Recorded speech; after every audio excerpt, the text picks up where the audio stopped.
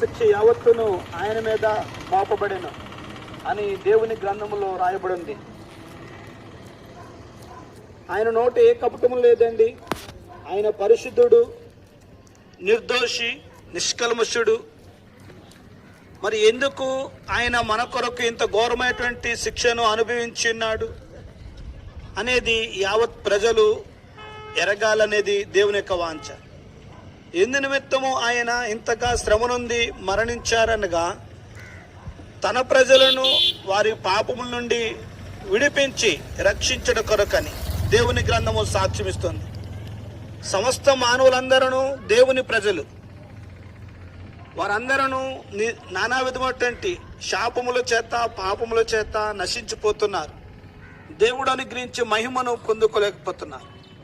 అట్లాంటి పరిస్థితుల్లో వారిని రక్షించాలని ఆయన వారందరి కొరకు తన ప్రాణాన్ని విమోచన క్రయధనముగా అప్పగించాడు. ఆయన మరణించి సమాధి చేయబడి 3వ దినాన తిరిగి లేచారు. కాబట్టి ఆయన ద్వారా మన పాపముల నుండి మనకు విమోచన కలుగుచున్నది.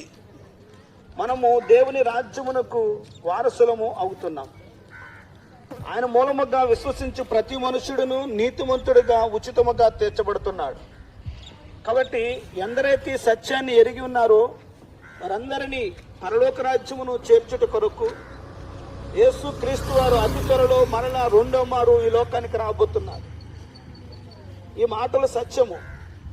ఆయన యందు విశ్వాసం ఉంచిన వారందరికీ పరలోక రాజ్యము ఆయన ఇచ్చును. విశ్వాసముంచు విధానం ఎట్లు అనగా, యేసు నా ప్రభువు, ఆయన నా పాపముల నిమిత్తం మరణించి తిరిగి లేచున్నాడు అని హృదయమందు ఈ చిన్ని మాటను విశ్వసించుటే దేవుడి మిమ్ములను మీ కుటుంబమును దీవించును గాక. ఆమేన్.